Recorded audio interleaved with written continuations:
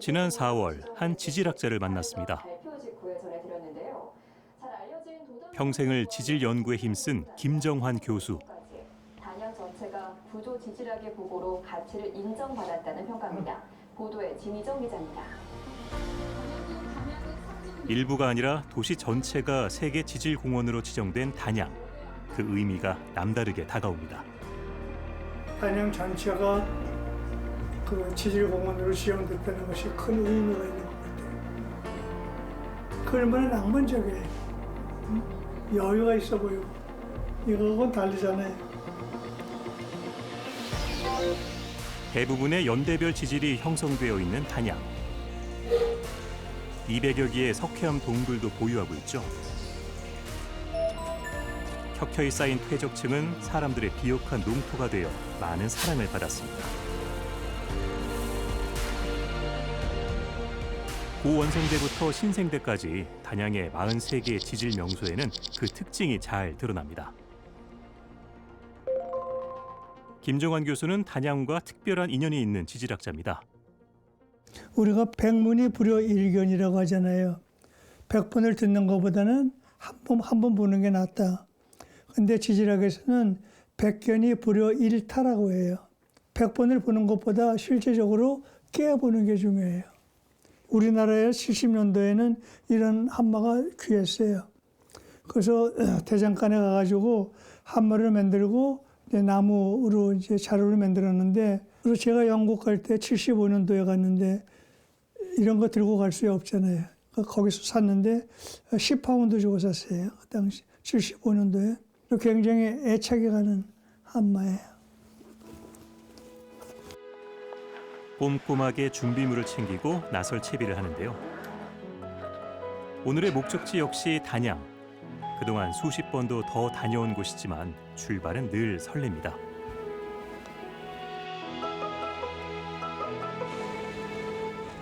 천천히 휘돌아 흐르는 단양강에 그림처럼 서 있는 도담산봉.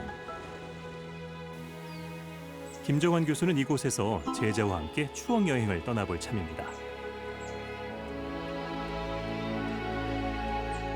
너무 출렁하네.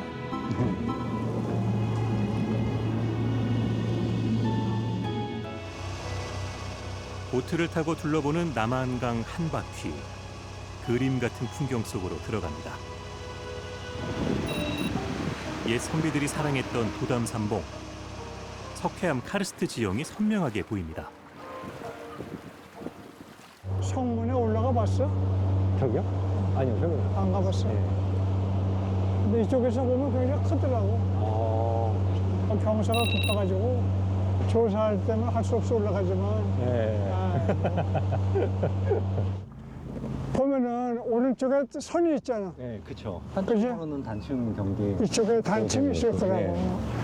그 단층 등에 따라서 침식이 일어나고. 이게 동그랗게 놓는 것이 아니라 전반적으로 지금 보면은 이런 틈들이 이런 방향으로 많이 있습니다. 그러면은 틈 이제, 따라가지고. 네, 이제 위에 게 도저히 그 힘을 못 버티면 이제 무너지게 되면 위에가 움푹 가라앉은 그런 이제 것들이 생기게 되는 거죠.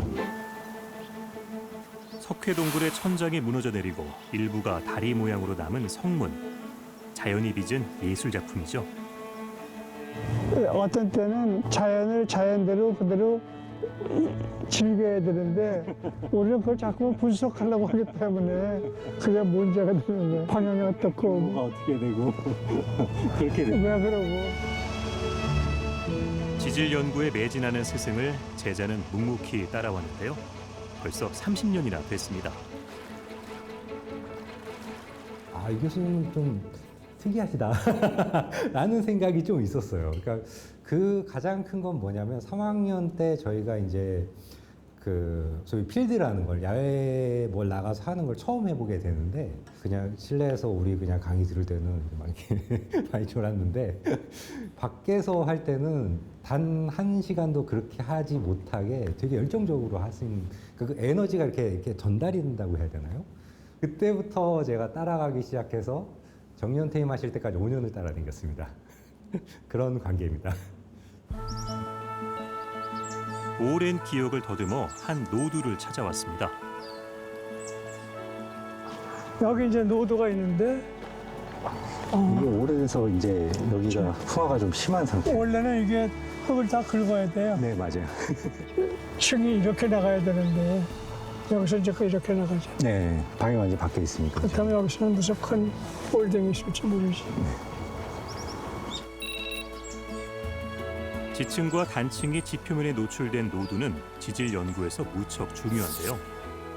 나무 뿌리가 다 보일 만큼 풍화가 심해 노두가 좀처럼 보이지 않는 상황. 이럴 때를 대비해 두 사람의 손에는 항상 해머가 들려 있습니다.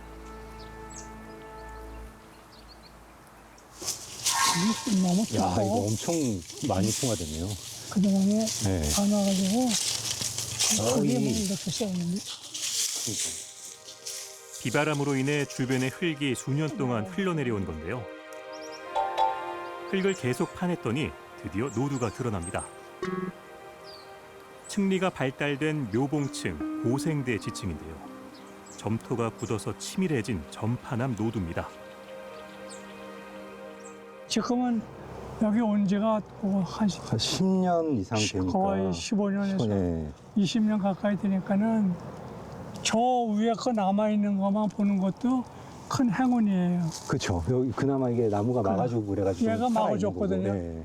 비 오는 걸 그리고 막아줘서 이게 다 위로 쏟아져도 이로 쏟아지니까. 길가에 흔히 보이는 바위도 쉬이 지나치지 않고 눈여겨보는 김정환 교수. 그는 1980년대부터 학생들을 데리고 자주 단양을 찾았습니다. 책으로만 공부했던 지질 구조를 현장에서 직접 보고 연구하기 위해서인데요. 수십 명의 제자들을 이끌고 단양 곳곳을 누볐습니다.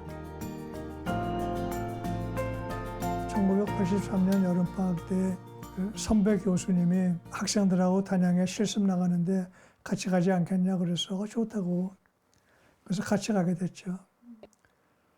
저는 이제 구단양 때 간 거거든요. 단양이 수몰되기 전에.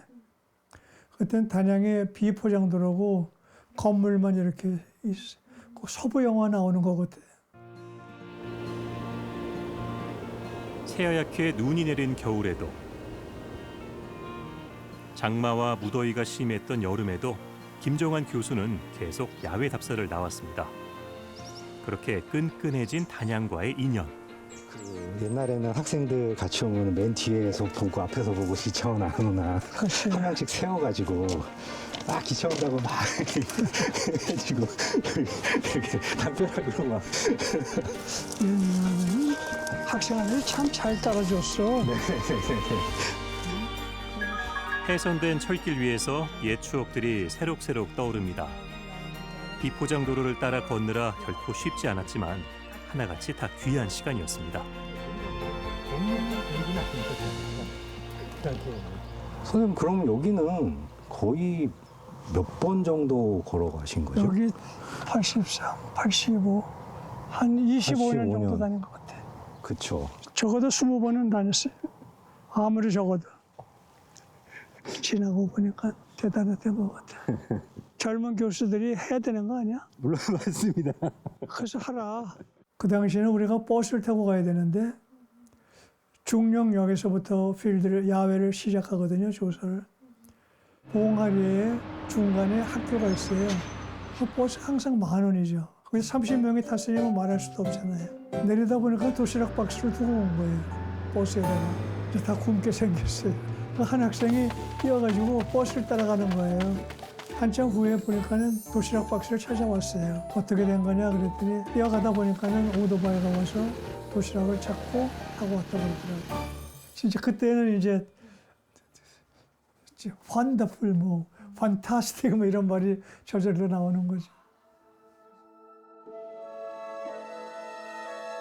생생한 추억들이 차곡차곡 쌓이는 사이 김정환 교수는 단양 곳곳의 지지를 숨을 쉬듯 꿰게 됐습니다. 그 소중한 경험과 연구 기록을 모아 단양 지질답사 안내서를 완성했는데요. 멈추지 않는 열정의 결과물입니다. 사실 단양책은 답사 안내서로 되어 있지만은 그 안에 내용은 제가 온 정성 들여서 쏟아놓은 거예요. 조산운동, 조선운동의 특징, 변형작용의 순서 뭐 이런 것들이 아무도 손대지 못했던 것들이에요. 세계 지질공원 지정을 축하하고 공로자들을 격려하는 기념식이 열렸습니다. 지역에서는 단양 지역을 사랑하는 마음으로 일평생을 연구와 수학 양성에 매진하였으며 그 결과 유네스코 세계 지질공원 지정에 크게 기여하여 이에 감사패를 드립니다. 감사합니다.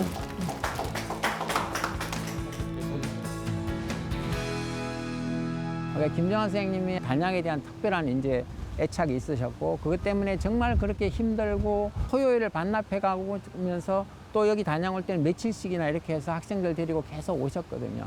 그래서 그것은 결국은 지질학을 사랑하고 후학들을 사랑하는 마음이었거든요. 김 교수의 단양 사랑으로 단양 세계 지질공원의 명소들이 더 많이 발견되고 세상에 알려졌습니다.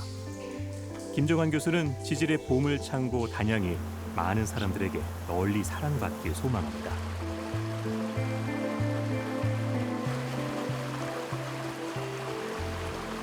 우리나라가 땅덩어리가 이렇게 완성이 된 게 고생대하고 중생대 사이에 한 2억 3천만 년쯤 해가지고 그때 이제 이렇게 골격은 만들었다 생각하는데 단양이 석회암 지역에 동굴도 많고 고생대부터 중생대까지 지각이 어떻게 진행이 되어 왔는가, 진화가 되었는가 이걸 갖다 볼 수 있는 유일한 지역이에요.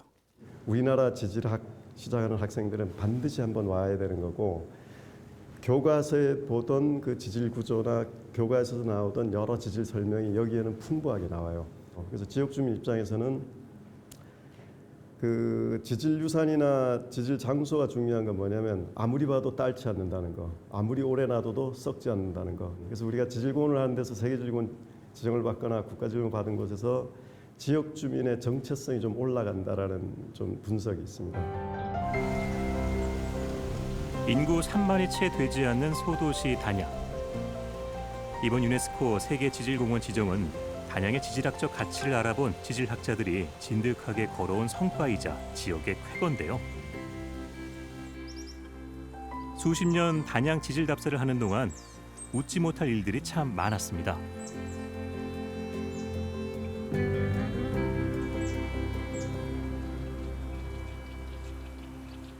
하루는 이제 필드를 끝나고 버스를 탔는데 젊은 친구들이 내 옆에 앉고 앞에 앉고 뒤로 앉더라고요. 그 당시에는 등산화가 없었어요. 미군 군화를 신고 미군 작업복에 입었어요. 그 배낭도 이렇게 요새같이 좋은 배낭 없어요. 그냥 엉성한 배낭 메고 카메라 메고 지도 가지고 있고 한마 들고 옷은 잔뜩 진흙에 묻혀 있고 간첩하고 똑같아요. 사실은 길가에 앉아서 이제 점심을 먹는데 경찰 한 사람이 설레벌떡 오는 거예요. 총은 옆으로 메고 파출소로 먼저 갔어요.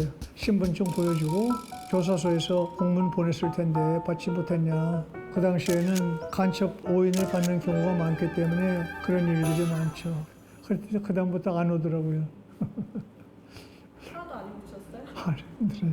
왜냐하면 내가 좋아하는 건데 이런 기회를 주신 것에 대해서 굉장히 감사하게 생각하죠. 어떠한 장애물도 개의치 않는 열정, 그의 지질 답사는 여전히 진행 중입니다.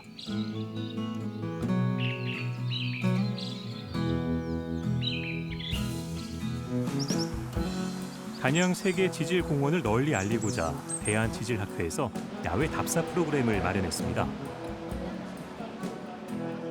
해설사와 대학원생을 비롯해 전국에서 많은 사람들이 참여했는데요. 오늘의 가이드 김정환 교수입니다.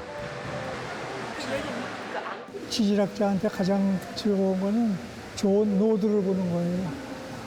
또 그런 걸 설명할 수 있으니까는 그게 굉장히 좋은 거죠.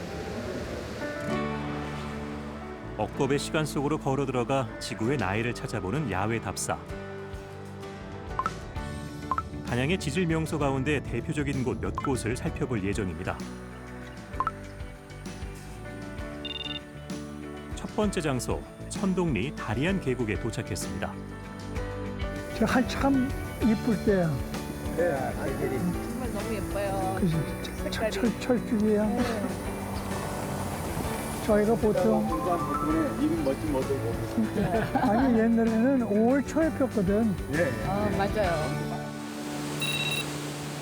시원한 물줄기가 힘차게 쏟아지는 다리안 계곡. 대규모 조산운동의 흔적이 관찰되는 지질 명소입니다. 여기서 이렇게 층 같은 거 보이잖아요. 이거는 기본적으로 석영, 장서, 운무로 구성된 화강암이에요. 아주 옛날 화강암. 이거는 주로 석영으로 구성된 귀암이에요. 귀암.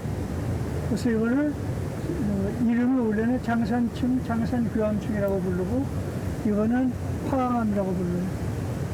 특징이 서로 다른 거예요. 이거는 일단 층이 있고 이건 층이 없잖아요. 그래서 이렇게 층이 없는 구조를 괴상구조라고 해요. 이거는 별로 변형을 안 받은 거예요. 조산운동이 활발했던 한반도. 특히 다리안 계곡에는 18억 년 전 고원생대 화강 편마암과 5억 년 전 고생대 장산 규암층이 옥동 단층에 의해 서로 맞닿아 있습니다.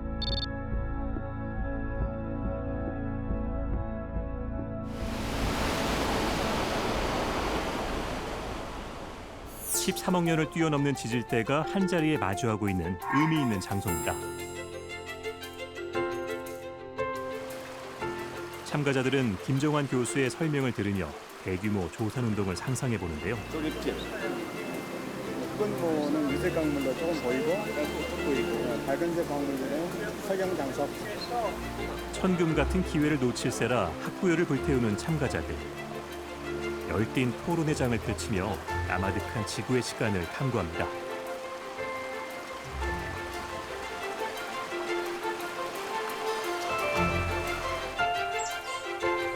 이어서 찾아간 곳은 노동리의 커다란 절벽, 100m가량 드러나 있는 노두입니다.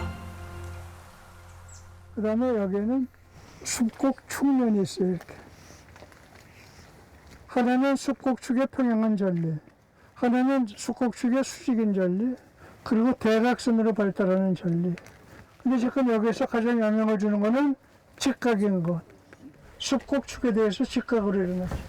절단돼서 떨어졌잖아요. 그죠? 그러니까 이렇게 전리에 따라서 암석의 붕괴가 일어날 수 있는 거예요. 습곡이 일어난 과정을 참가자들에게 설명하는데요. 이곳은 압력으로 지층이 휘고 주름이 잡힌 듯 솟아있는 배사 구조를 엿볼 수 있습니다. 이 제일 중요한 게 석곡축이거든요. 석곡에서는. 그러면 지금 석곡이 이렇게 뻗어 있는 거하고 이렇게 뻗어 있는 거하고 다 다르죠. 이렇게 가 있는 거하고. 석청이 두 개가 까다로운 습곡축을 이해시키기 위해 제자 김영석 교수가 설명을 자청했습니다. 성 같은 게. 요건 항사고 요건 배사거든요. 배사에 여기 석유가 다 있어요. 여기. 지금 김 교수가 아주 설명을 잘해 주셔가지고 내가 조금 편했어요. 스승이 끌고 제자가 밀며 더 풍성해진 야외 답사. 어느새 마지막 장소에 다다랐습니다. 화석에 대한 역사를 말씀드릴게요. 제가 야외 다닐 때 쓰던 맵인데 여기에 화석에 나왔다고 이렇게 표시가 되어 있잖아요. 여러분들이 굉장히 운이 좋으신 거죠. 왜냐하면 올드비스기의 대표적인 화석 직접 손으로 만지고 눈으로 보실 수가 있었으니까. 그죠? 이 노두 어디쯤 고생대 화석이 숨어 있다는 힌트. 며칠 전 제자와 함께 이 노두 앞을 지나간 김정환 교수. 오래전 이곳에서 화석을 발견했다며 잠시 차를 멈췄는데요. 다시 또 길을 넓힌 거예요. 그러니까는 지형이 달라져가지고 지난번에 왔다가 못 찾았어요. 그러니까 여기 생물의 흔적이라고요? 그렇지, 이런 것들이 이런 검은 줄무늬 있잖아요. 그런 것들이 뭐 보이는 것 같아? 요 언저리에도 있지 않을까 싶어서 보는데 잘 나와야 보진 않는 것 되는데? 같습니다. 예. 저기니까 여기 내려서 여기는 내려와야죠. 여기에 나와야 되는데. 근데 여기는 이 깎아가지고 지금 저딱 혹시 저거 아니에요? 저 끝에? 성공했네요. 제작진이 발견한 화석, 오징어의 조상 두 종류입니다. 오징어 오시면 네네.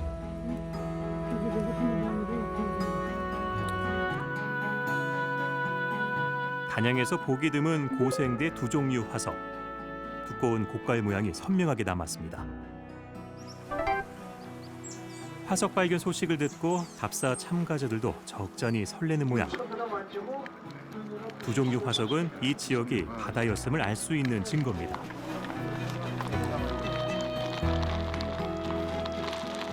정말 신기하고 단양에 왔을 때 이걸 볼 줄은 생각 못했는데 오길 너무 잘했어요.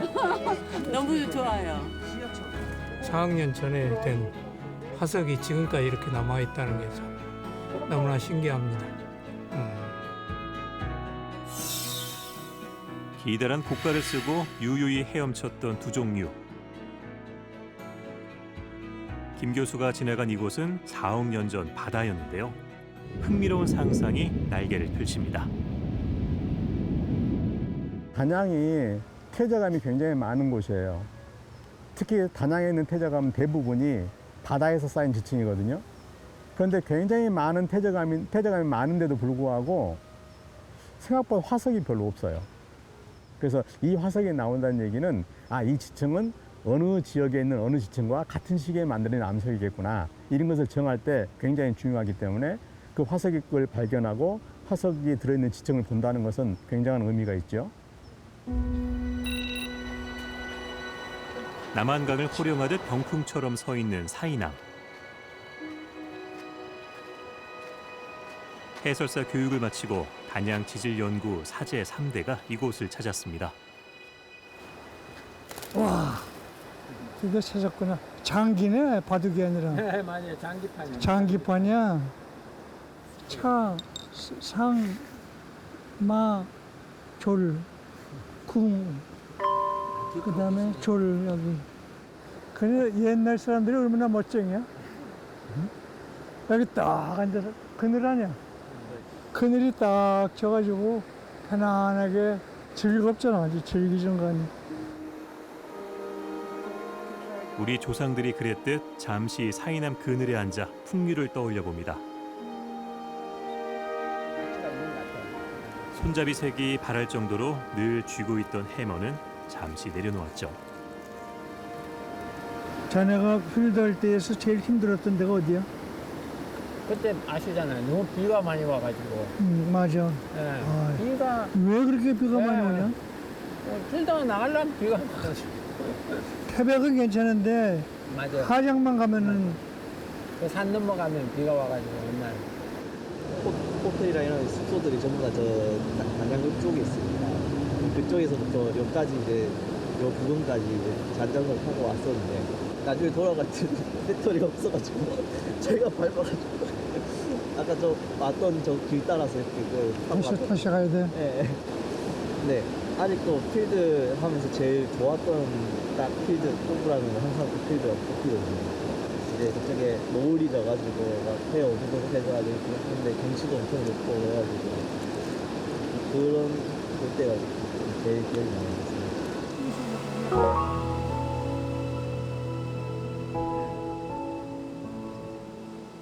해머 하나만 있으면 비가 오는 것도 해가 저무는 것도 개의치 않았던 세 사람.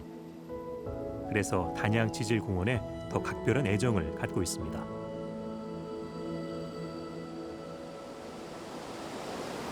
그러니까 많은 분들이 우리처럼 연구만 하기 위해서 한 지질이 아니라 좀 자연을 이렇게 즐길 수 있는 그런 지질을 좀 한번 즐길 수 있으면 좋겠어요. 이 지질도 아름답고 의미가 있다는 걸 느끼는 그러면 정말 지질공원의 가치가 있는 것 같아요.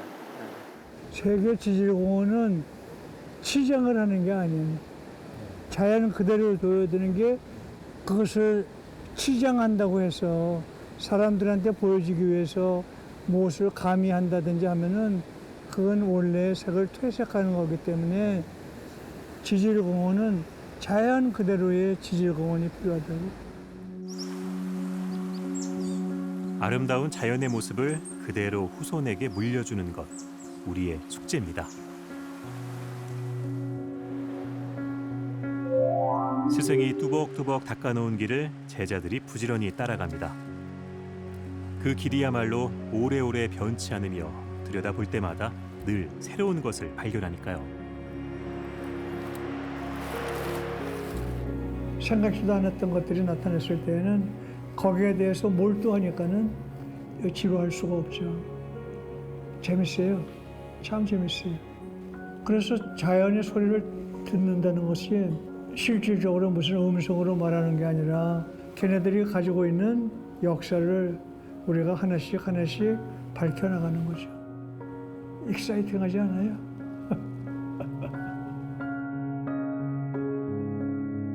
자연을 사랑하고 자연 속의 오묘한 비밀을 계속 풀어내고 싶다는 김정환 교수. 지치지 않은 열정으로 스스로에게 끝없이 질문을 던집니다. 제가 하는 마지막 질문은 어떻게 사시겠습니까? 하는 거죠. 남은 삶 동안에 그것이 어떠한 영향이 오든지 환경이 되든지 간에 저의 성령을 멈추지 않고 계속해서 앞으로 향해서 나아갈 것이에요. 어느 누구를 위한 게 아니어야 돼요. 모든 사람들을 위한 것이어야 돼요. 나를 위한 게 아니고요. 그대로 멈춰 있다면 그건 죽은 거나 마찬가지예요. 그렇기 때문에 성장을 멈춰서는 안 돼요. 그게 아마 가장 중요한 질문 같아요. 더 빛날 내일을 위해 잠시 숨을 돌리는 석양. 숭고한 자연의 진리를 가슴에 새기며 그의 다음 질문을 기대해 봅니다.